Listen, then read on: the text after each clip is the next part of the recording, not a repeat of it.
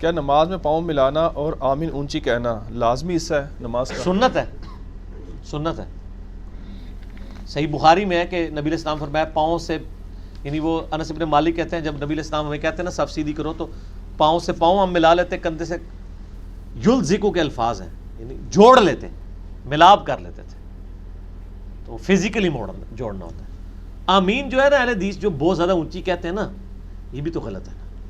درمیانی نارمل، آپ امام کی قرات سے بھی اونچی آپ آمین کہہ رہے ہیں. یہ کہتے ہیں نہیں مسجد گونج جاتی تھی، مسجد تو گونجے گی جب 10,000 بندہ آمین بھی کہے گا تو مسجد گونج جائے گی. 10,000 بندہ کہہ رہا ہے نا، یہ تو نہیں 10 بندے نے 10,000 بندے کے برابر آواز کرنی ہے. امام سے تو اونچی آمین نہ کہیں آپ. غیر المغضوب علیہم ولا الضالین آمین، بس اتنا آپ کہہ لیں، اتنا آمین کہ آپ کے دائیں بائیں والے سن لیں، کافی ہے، اینف ہے.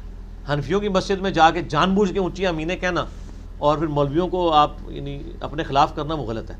رفع الاجدین سے زیادہ تکلیف نہیں ہوتی ان کو، آمین سے ہوتی ہے. کیونکہ رفع الاجدین تو آپ مسکینوں کی طرح کر رہے ہیں، ان کو کیا فرق پڑ رہا ہے، ان کو کچھ چھیڑ رہا ہے. جتنی بار آپ ہاتھ اٹھاتے ہیں کیا ان کی کرتا پیچھے سے کھینچا جاتا ہے؟ لیکن جب آپ آمین کہتے ہیں نا تو کونے کھلو جاتا ہے، وہ بھی کرتا کھینچا جاتا ہے. وہ کہتا ہے کہڑا ہے آمین مسئلہ خراب کر دیجئے، آمین ایڈی اونچی نہ کیا کرو. ٹھیک ہو گیا نا جی. میں آپ کو اپنا پرسنل مسئلہ بتاؤں، آج سے تقریباً نا کوئی 7-8 سال پہلے کی بات ہے. میں فیض آباد اڈے پہ ایک مسجد ہے دیوبند مومباتی. دیوبند مومباتی فرض نماز کے بعد دعا بھی نہیں کرتے، وہ ان کے پاس ہے مسجد. میں جناب ادھر کا جو مولوی ہے نا وہ بڑا سخت، ویسے تو دیوبندیوں کے اکثر مولوی ذرا سخت مزاجی ہوتے ہیں، بڑا ہولڈ ہوتا ہے ان کا کمیٹیوں کے اوپر بھی، تو وہ بڑا سخت مزاج مشہور تھا نا. میں تو خیر نارملی مغرب کی نماز پڑھنے گیا، میں بالکل امام کے پیچھے کھڑا. ٹھیک ہو گیا جی. اور اس مسجد میں مغرب کی نماز میں میرا خیال ہے کوئی 500-600 بندہ تو کم از کم ہوتا ہے، کیونکہ اڈے پہ مسجد ہے، فل بھری ہوئی ہوتی ہے. اور رمضان ہو تو 1,500-2,000 بندہ ہوتا ہے ایک نماز میں. اس پورے ایریے میں ایک مسجد ہے یا سڑک کے پار دوسری بریلویوں کی مسجد ہے، وہاں جانے کے لیے بڑا تردد کرنا پڑتا ہے. تو میں یعنی نماز تو ساروں کے پیچھے چونکہ پڑھ لیتا ہوں، تو نماز مغرب کی نماز پڑھ کے جب سلام، اچھا میں نے آمین کبھی بھی شرارت والی نہیں کی، شروع سے ہی میری عادت ہے کہ میں ایک نارمل آمین کہتا ہوں. تو میں نے یعنی آمین کی، وہ سلام پھیرتے ہی مجھے کہتا ہے یہ آپ نے آمین اونچی کیوں کہی ہے؟ میں نے کہا میرے بھائی میں نے جس طریقے سے نماز پڑھی میں نے آپ سے تو نہیں کہا کہ آپ نے رفع الاذان کیوں نہیں کیا، آپ نے آمین کیوں نہیں کی ہے. میرا حق ہے، یا تو آپ مسجد کے باہر لکھ کے لگا دیں کہ صرف دیوبندیوں کو اجازت ہے نماز پڑھنے کی، یہ تو نہیں لکھا ہوا. تو میں تو اسی طریقے سے جس کو میں سنت کے مطابق بخاری مسلم کے سمجھتا ہوں، میں نے اس کے مطابق پڑھی ہے. کہتا نہیں دیکھیں وہ سورہ فاتحہ، سلام پھیرتے ہی سپیکر لگا ہوا ہے، سینکڑوں لوگ سن رہے ہیں اور میرے ساتھ بحث کر رہا ہے وہ. ٹھیک ہے نا جی. کہتے دیکھیں نا جی وہ سورہ فاتحہ دعا ہوتی ہے نا جی، تو دعا ہوگی نا کافی، آپ کو ضروری اونچی آمین کہنا ہے، میں جو اونچی دعا کر رہا ہوں. میں نے کہا دعا کے بعد آمین کہنا بھی تو سنت ہے نا. ٹھیک ہے نا جی. تو میں نے تو کوئی بہت زیادہ اونچی نہیں کی ہے. اچھا میں نے کہا یہ بتائیں کہ سعودیہ میں تو سارا چندہ سعودیہ یا دیوبندیوں کو دیتا ہے یا اہل حدیثوں کو؟ میں پھر سیدھا ہو گیا نا، میں تو پہنچ نہیں، میرے کو مرغے دی کی لاتا ہے چنڈا. میں کہ آپ چندہ نہیں لیتے سعودیہ والوں سے؟ کیا جب آپ وہاں جاتے ہیں آپ نے امام کعبہ کو بتایا کہ آمین اونچی کہنی بند کرو؟ اچھا وہ چپ، وہ تو ایکسپیکٹ نہیں کر رہا تھا نا. میں نے کہا مجھے جواب دو. میں کھڑا ہو گیا نا ادھر، میری آواز ویسے ہی بہت اونچی ہے، پھر مجھے تھوڑا سا اس وقت ایک حمیت بھی آئی دین کے حوالے سے، اپنی ذات کے حوالے سے. میں نے کہا مجھے بتاؤ تم لوگ سعودی والوں سے چندہ کیوں لیتے ہو؟ ان کو کیوں نہیں کہتے ہو کہ امام کعبہ آمین اونچی کہتا ہے، اس کی بند کروائیں، خلاف سنت کر رہا ہے. چندے لینے کے لیے آپ لوگ ادھر پہنچ جاتے ہیں، اور ادھر جب کوئی کہہ رہا ہے، ان کو اگر پتا ہو کہ آپ لوگ آمین والوں کے ساتھ یہ سلوک کرتے ہیں ادھر، تو کبھی بھی آپ کو چندہ نہ دے وہ. ٹھیک ہے نا. وہ پھر 2-4 بندوں نے مجھے کہا جی بیٹھ جائیں کوئی مسئلہ نہیں ہے. میں نے کہا یار یہ دیکھو فرقہ واریت پھیلا رہا ہے، یہ فرقہ واریت ہے. میں یہ چیلنج کرتا ہوں، آپ کسی اہل حدیث کی مسجد میں چلے جائیں، آپ کو کبھی نہیں وہ کہیں گے آپ نے بغیر رفع دین کے نماز کیوں پڑھی ہے. آپ شیعہ کی مسجد میں چلے جائیں، میں آپ کو حلفیہ کہتا ہوں، آپ آمین اونچی جا کے پہلی صف میں کہیں، آپ کو پکڑ دیں تو مجھے آگے پکڑ لیجئے گا. اور میرا اس پہ کلپ بھی چڑھا ہوا ہے، اہل حدیث اور اہل شیعوں میں کیا خوبی کامن ہے. یہ بیچارے ہیں مائنورٹی میں، یہ تو شکر کرتے ہیں ساڑی مسیتی کو بڑھیا ہے، نہیں برا مانتے، نہیں آپ کو کریں گے. میں نے کئی بار شیعہ کی مسجد میں نماز پڑھی ہے، پہلی صف میں کھڑے ہو کے 3-4 بندوں نے کٹھی پڑھی ہے، اونچی آمین کہی ہے، کسی نے ایک بار دیکھا بھی نہیں ایسے. آپ بھی تجربہ کر لیں. آپ حنفیوں کی مسجدوں میں بھی پہلی صف میں آمین اونچی کہہ کے دیکھ لیں, آپ شیعہ کی مسجد میں بھی آپ کو فرق پتہ چل جائے گا, کچھ نہیں کوئی کہے گا. اس طریقے سے آپ اہل حدیث کی مسجد کی پہلی صف میں کھڑے ہو کے بغیر رفع دین کے نماز پڑھیں, آپ کو کوئی کچھ نہیں کہے گا کہ جی آپ نے رفع دین کیوں نہیں کیا. تو پھر فرقہ واریت تو یہ پھیلا رہے ہیں, یہ ہمیں کہتے ہیں. ابھی اگلے دن مجھے ایک بھائی مارے یہاں پہ, وہ بھائی جو ہے نا وہ ہوتے ہیں مردان والی سائڈ پہ رہتے ہیں, تو وہاں پہ زیادہ تر دیوبندی ہیں, تو وہ کتاب و سنت کے منہج پہ آئے میرے لیکچر سن کے. تو مجھے انہوں نے فون کیا, کہتے ہیں علی بھائی میرے ساتھ بھی اوریجنل لطیفہ جب آپ سناتے ہیں نا تو آپ میرا بھی سنا دیں, میرے ساتھ بھی یہ لطیفہ ہوا ہے. میں نے کہا کیا؟ کہتے ہیں جب میں نے نیا سنت کے مطابق نماز شروع کی تو میرے امام مسجد صاحب کو لوگوں نے شکایت کی کہ اس نے تو رفع دین شروع کر دیا ہے. تو کہتا ہے امام صاحب کو پہلے تو میں نے یہ کہا کہ امام شافعی بھی تو کرتے تھے نا, تو کہتا ہے امام نے یہی جواب دیا مقتدیوں کا, یہ شافعی ہو گیا. اس نے یہ نہیں کہا میں شافعی ہو گیا ہوں, اس کو بعد پتہ چلا تو اس نے کہا کہ امام صاحب میرا آپ کیوں کہہ رہے ہیں میں شافعی ہو گیا ہوں, میں تو شافعی تو نہیں ہوں, میں تو محمدی ہوں. کہتا پھر تو میں تمہیں رفع دین نہیں کرنے دوں گا. آپ شافعی ہو کے رفع دین کر سکتے ہیں, محمدی ہو کے نہیں کر سکتے. پھر میں کیوں نہ کہوں نہ میں وابی نہ میں بابی, اور تسی بابیاں دے پجاری ہو پجاری, میں ہوں مسلم علمی کتابی, نہ میں وابی نہ میں بابی, میں ہوں مسلم علمی کتابی. تو یہ حالت ہے. یہ کہتے ہیں آپ مقلد ہو جائیں ہمارے بزرگوں کے تو آپ کر لیں, نبی علیہ السلام کے نام کے اوپر آپ کوئی کام نہیں کر سکتے. ٹھیک ہو کہتا جی. تو ویسے مشرکین عرب میں بھی اس طرح کی نٹوریس چیزیں پائی جاتی تھی. سورۃ النام میں ہے نا, وہ جو ذبیحہ اپنے بتوں کے لیے چھوڑتے تھے نا, وہ کہتے تھے یہ خاص بتوں کے لیے ہے, اس میں اللہ شریک نہیں ہوگا. اور جو اللہ کے نام کا ذبیحہ کرتے تھے اس میں کہتے تھے بت بھی شریک ہے. اللہ فرماتا ہے مجھے اس لیول پہ تم لے آئے ہو. دیکھا, جو خاص اللہ کے لیے کرتے تھے اس میں کہتے تھے ہمارے بت بھی شریک ہیں, اور جو بتوں کے لیے کرتے تھے وہ کہتے تھے اس میں اللہ شریک نہیں صرف بت ہیں. یہ بھی یہی کہتے ہیں کہ آپ امام شافعی کا نام لے کے کر سکتے ہیں رفع الدین, آپ نبی علیہ السلام کا نام لے کے نہیں کر سکتے. یہ وہی بیماری ایک دوسری شکل میں نکلی ہے. بیماری تو ایک ہی ہوئی ہے نا, وہ مختلف شکلوں میں نکلتی ہے. لک وشکاری ہے, بیماری وہی ہے. یہ کہ وہ نبی علیہ السلام کو کیا کہتے تھے, اس نے اتنے خداؤں کا ایک خدا کر دیا. قرآن کی آیت ہے, ہم تو اتنے خداؤں کو مانتے ہیں, یہ کہتا ہے ایک ہے. ہمیں بھی یہ کہتے ہیں اتنے بزرگ بابوں اماموں کا ایک ہی امام کر دیا محمد رسول اللہ. بھائی اس لیے کیا کہ کلمے میں ان کا نام پڑا ہے, تو کیوں نہ کریں. باقی سارے اماموں کو ہم احترام دیتے ہیں, ان کو نبی علیہ السلام کا امتی اور ان کا سچا خادم مانتے ہیں. لیکن اگر آپ کہیں گے ہم ان کے بارے میں یہ کلیم کر دیں ہم کلمے کے ساتھ پڑھنا شروع کر دیں. شیعہ کو کہتے ہیں نا علی ولی اللہ ساتھ پڑھتے ہیں, حالانکہ نماز میں نہیں پڑھتے, عام حالت میں وہ پڑھ دیتے ہیں. ہم زیادہ اس کو کہہ سکتے ہیں کلمے کے ساتھ ایڈ کرنا بدعت ہے. باقی کلمہ کفر تو نہیں, علی رسول اللہ تو نہیں کہتے, علی ولی اللہ کہتے ہیں. میرا یوٹیوب پہ کلپ بھی لاکھوں لوگ دیکھ چکے ہیں شیعہ کا کلمہ, اس میں نے بات کی. یار وہ تو چلے بول کے کہہ رہے ہیں علی ولی اللہ, آپ تو دل میں کہہ رہے ہو شافی رسول اللہ نعوذ باللہ, آپ من حنبل رسول اللہ, کیونکہ آپ کہتے ہو کہ اس کا نام لے کے آپ کر سکتے ہو. اس کا مطلب آپ محمد رسول اللہ کو تو مان ہی کوئی نہیں رہے ہو. آپ اس کی جتنی مرضی توجیحات پیش کریں, یہ اتنی بڑی بونگی ہے کہ آپ انٹرنیشنل عدالت میں ہمارا مقدمہ لے جائیں تو آپ کو تو کافر ڈکلیئر کر دیا جائے کہ یار یہ تو اس کو کچھ مانتے ہیں, اس کو تو کچھ مانتے ہی نہیں ہے جس کا کلمہ پڑھ رہے ہیں. بس ظالم ہے. چلے جی آگے. کیا امام کی پیروی کرنا ضروری ہے؟ آپ نے الزامی جواب میں کہا تھا کہ سعودیہ میں جا کر بھی لوگ رفع دین نہیں کرتے, اس کا کوئی علمی جواب بتائیں. علمی جواب بھی میں نے اس میں دیا تھا. پہلے تو مجھے بتائیں جو الزامی جواب ہے اس کے اوپر عمل آیا ہے؟ پہلے تو منو فیڈ بیک دو نا,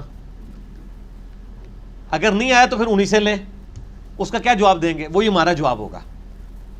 وہ یہ جواب دیں گے کہ ہمارے نزدیک چونکہ ترک رفع الدین سنت ہے, اگر امام رفع الدین کر کے غلط کام کر رہا ہے تو ہم کیوں پیچھے غلط کام کریں, یہی کہیں گے نا وہ. تو سر یہی ہمارا جواب ہے.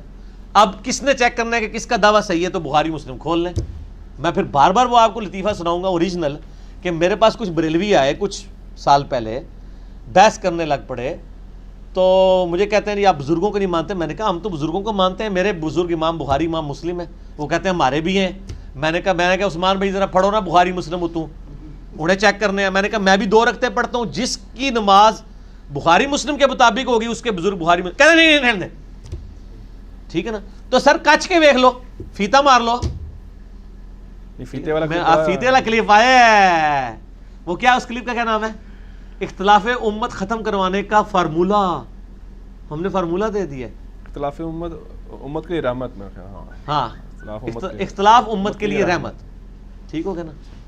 اچھا علی بھائی ایک سوال ہے کہ کیا ہم حنفیوں کی مسجد میں رفع دین اور اونچی آمین اس وجہ سے کہنا چھوڑ سکتے ہیں کہ آس پاس والے ہمیں وہابی سمجھیں گے؟ نہیں، اگر آپ کو وہابی سمجھیں تو آپ کہہ دیں کہ عرض کیا ہے نہ میں وہابی نہ میں بابی، میں ہوں مسلم علمی کتابی. سر جب آپ منہ سے بول کے کہیں گے نا میں وہابی نہیں ہوں، یہ تو کوئی وہابی تو نہیں یہ بات کرے گا نا، تو آپ وہ مان لیں گے ان کو کہ میں وہابی نہیں ہوں. تو یہ کہنے سے پہلے اگر اس کا اکرام مسلم کر دیں وہ تو کس سے کرنے والے کا یہ بہت کم ہوگا، اب تو کافی ٹالرنس آ گئی. اس سے پہلے پھر یہ کریں کہ ایک عطر کی شیشی، ایک خوبصورت سا لٹھے کا جوڑا پیک کر کے امام صاحب کو کر دیں، وہ کہیں ہاں یہ بھی ثابت ہے. تو بڑا مہنگا پڑ جائے گا. ہاں جی بڑا مہنگا پڑ جائے گا. تو سر پھر اللہ سے تو کرنا ہی پڑے گا نا، تو کیا کرو اللہ سے تو کرنا پڑے گا سب کچھ. اور یہ لوگوں نے پریکٹیکلی چیک کیا ہے. کیوں جی؟ ہمارے یہاں پہ میں نام نہیں لیتا چونکہ میں جیلم شہر میں رہنا بھی ہے، یہاں پہ ایک بہت بڑا مزار ہے اور بڑے اسٹرانگ قسم کے ان کے فالوورز ہیں، بڑے نمازی بھی ہیں، سب کچھ ہے. اس گاؤں میں ان کی مسجد میں جو بندہ نماز پڑھتا تھا وہ باہر کے ملک میں تھا، میرے لیکچرز دیکھتا تھا، انہوں نے سنت کے مطابق نماز شروع کر دی. وہ کہتے ہیں اب میں ڈر رہا تھا کہ میں واپس جاؤں گا ادھر نماز پڑھوں گا تو وہ پیروں کا تو گڑھ ہے وہ، تو مجھے کیسے، میں تو پہلے کہتا میں تو بچپن سے اس مسجد میں جانے دیتا تھا، ہوں تو انہوں نے نماز بھی نہیں پڑھنے دینی جڑا جانا دینا سی. کہتے میں نے کہا جی مجھے علی بھائی آپ کی بات یاد آئی، کہتے میں نے پیسے عطر یہ وہ سب گفٹ خریدے جاتی مولانا صاحب کو دے دیے. ٹھیک ہو گیا جی. تو کہتے ہیں نماز پڑھی کوئی نہیں ہوا. کہتے ہیں اگلی نماز کا وقت ہوا تو وہ کہتے ہیں میرے نام لے کے مولانا نے کہا کتنے ہیں یار جان دے نا، آئے صدقے جان دینا کتنے رہ گئے ہیں. سر ترمذی کی حدیث ہے ہر امت کا ایک فتنہ ہے، میری امت کا فتنہ مال ہے. لوگ کہتے ہیں ڈنڈا پیر، ڈنڈا پیر نہیں ہے، پیر مال ہے. ڈنڈے نال سارے کام نہیں ہوتے، مال نال سارے کام ہو جاتے ہیں. اچھا انہوں نے پوچھا کہ تبلیغ کے لیے کوئی کتاب ریفر کریں. میں ریفر کروں؟ اللہ سے پوچھیں. وَأُوحِيَ إِلَيَّ هَذَا الْقُرْآنُ لِأُنذِرَكُم بِهِ وَمَن بَلَغَ. یہ امام الانبیاء کی دعوت قرآن میں نے ریسرچ پیپر لکھا ہے. اے نبی علیہ السلام فرما دیجئے قرآن مجھے اس لیے وحی کیا گیا میں اس قرآن کے ذریعے تمہیں بھی تبلیغ کروں جس تک یہ قرآن پہنچ جائے. سورۃ الانعام آیت نمبر 19. تو سر ہم نے تو لکھا ہے اللہ سے زیادہ آسان کتاب کوئی نہیں لکھ سکتا، اللہ سے زیادہ سمجھانے والی کتاب کوئی نہیں لکھ سکتا. عام فہم کتاب لکھی ہے، اتنی عام فہم ہے کہ اس کی وجہ سے قرآن پہ اعتراض ہو گیا کافروں کا کہ اس میں مکھی اور مچھر کی مثالیں کیوں ہیں، مکھی کی مثال کیوں مکڑی کی آئی ہے. اللہ نے فرمایا کہ اللہ تعالیٰ کا مقصد یہ نہیں تھا کہ کسی کے اوپر علمی روب ڈالنا ہے، مقصد بات سمجھانا تھا. اللہ شرم نہیں محسوس کرتا کہ وہ مچھر کی مثال بیان کرے یا اس سے بھی کسی حقیقی چیز کی بات سمجھانا مقصد ہے. قرآن میں 5 دفعہ لکھا ہے قرآن سمجھنے کے لیے آسان ہے نصیحت کے اعتبار سے. وَلَقَدْ يَسَّرْنَا الْقُرْآنَ لِلذِّكْرِ فَهَلْ مِن مُدَّكِرٍ. سورہ القمر آیت نمبر 17، 22، 32 اور 40 میں 5 دفعہ. لیکن مولوی پھر بھی انہوں یقین نہیں آیا، وہ کہتا ہے قرآن مشکل ہے. قرآن نصیحت کے لیے آسان، نصیحت کے لیے آسان ہے، وہ کہتا نہیں مشکل ہے. چلو جی مشکل ہی مان لیا. آپ کے بابوں نے جو ترجمے کیے ہیں ان کے لیے تو آسان تھا نا، ان کو علم آتا. ہاں جی تو وہ تو پڑھنے دیں. نہیں وہ بھی نہیں پڑھنا، ڈائریکٹ گمراہ ہو جاؤ گے. کیڑے پاسے جائیے. ٹھیک ہو.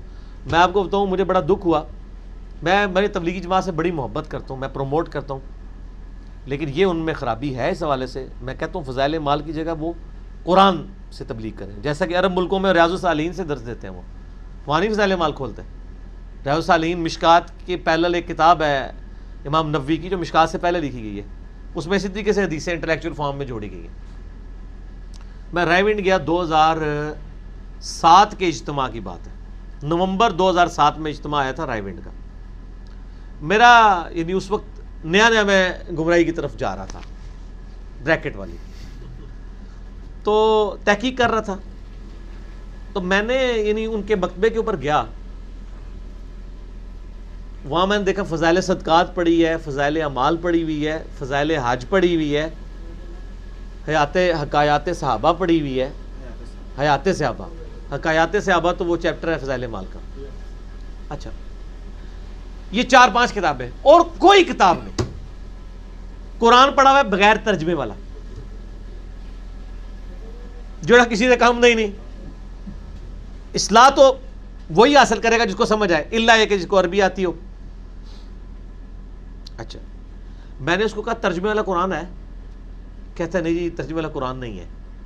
میں نے کہا یار لاکھوں لوگ ادھر آئے ہوئے ہیں، کوئی قرآن ترجمے والا خریدنا چاہتا ہے، چلو اس کی زندگی یہاں پلٹی ہے تو قرآن، ان کا ہے کہ زندگی پلٹے تو بابے کی کتاب لے کے جائے، اللہ کی کتاب نہ لے کے جائے۔